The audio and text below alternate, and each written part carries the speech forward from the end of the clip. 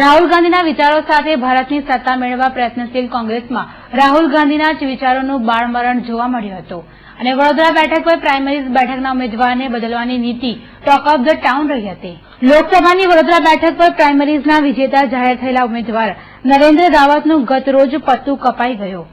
નરેન્દ્ર રાવતે નરેન્દ્ર મોદી સામે ચૂંટણીમાંથી ખસી જવાની જાહેરાત કરી અને ત્યારબાદ કોંગ્રેસ હાઈકમાન્ડે નરેન્દ્ર રાવતના બદલે નરેન્દ્ર મોદી સામે કોંગ્રેસના રાષ્ટ્રીય નેતા મધુસૂદન મિસ્ત્રીને મેદાનમાં ઉતાર્યા હતા।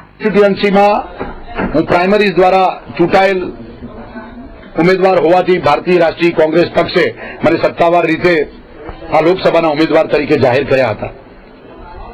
ત્યારબાદ ભારતીય જનતા પાર્ટીના projected prime minister Narendra Modi Bharatiya Janata પાર્ટીના અહીંયા ઉમેદવાર થતા મને એમ લાગ્યું કે મારા અધ્યક્ષા શ્રીમતી સોનિયાજીને મેં વિનંતી કરી કે તમે પ્રાઇમરીઝમાંથી ભલે હું ચૂંટાયો હોય પરંતુ ભારતની રાજકારણની દ્રષ્ટિએ વડોદરા લોકસભા માટે તમારે કોઈ અન્ય ઉમેદવારની પસંદગી કરવી હોય તો મારી ઉમેદવારી હું ઓપન મૂકું છું અને હું વિનંતી કરું છું કે તમે આ બાબતે કોઈ પણ નિર્ણય લેશો એ નિર્ણય મારા શિરોમાન્ય હશે।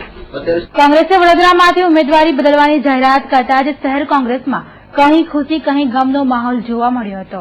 દિલ્હીથી આવેલ પેરાસૂટ ઉમેદવારને પગલે કોંગ્રેસના નેતાઓ ખુશ થઈ ગયા હતા। જોકે કોંગ્રેસના આ નિર્ણયથી પાયાના કાર્યક્રમોમાં રોષ ભભૂકી ઉઠ્યો હતો। આવા કાર્યકરોએ દિલ્હી હાઈકમાન્ડના નિર્ણયનો વિરોધ કરતા નારાજગી વ્યક્ત કરી હતી।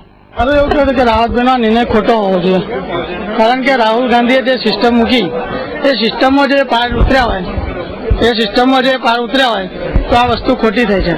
કદાચ હાઈકમાન્ડે એમને કીધું હોય તો પહેલા હાઈકમાન્ડે પણ આ જયારે અહીંયા ઇલેક્શન માટે જયારે ડિક્લેર કર્યા, આ ચૂંટણી માટે આ સીટ નક્કી કરી કે પ્રાઇમરી ઇલેક્શન થાય તો આ પ્રાઇમરી ઇલેક્શન કરાવવું ના જોઈએ। પહેલા આ લોકોએ નિર્ણય લેવો જોઈએ કે ભાઈ પ્રાઇમરી ઇલેક્શન લેવું, કેમ કે ધારો કે કોઈ પણ પક્ષના કામ કરતા હોય કે ભાઈ કોણ આગળ કયો ઉમેદવાર ક્યાંથી લડશે એવું પ્રાઇમરી થોડુંક ધ્યાન રાખતી હોય। કાર્યકરોની લાગણી શું છે? કાર્યકર્તાની લાગણી એવી છે કે ભાઈ જો તમે આયાતી ઉમેદવાર મૂકતા હોય તો ના મૂકશો, અને બરોડાના જે સંગઠનમાં જે કોંગ્રેસ પક્ષમાં જે કંઈ ભૂલ લાગતી હોય તો એને સુધારવાની જરૂર છે। અને આ નિર્ણય જો રાવતભાઈ જાતે લેતા હોય તો અમે કહીએ છીએ કે રાવતભાઈને આ નિર્ણય લેવાનો કોઈ અધિકાર નથી।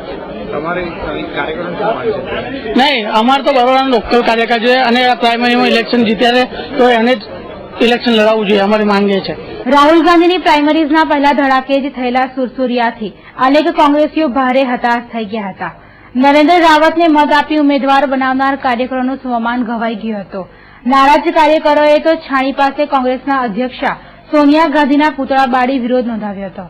સોનિયા ગાંધીનું પૂતળું કોંગ્રેસ કાર્યકરોએ બાળ્યું હોવાની આ પહેલી ઘટના કોંગ્રેસ માટે આવનારા આંતરિક પડકારની નિશાની છે।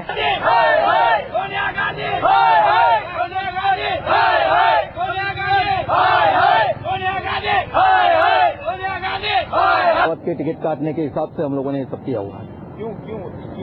क्योंकि हमको ऐसा लग रहा है कि नरेंद्र रावत को टिकट न देने से हमारे पूरे बड़ौदा की नाक कटी हुई है, इसलिए एक प्रोग्राम किया।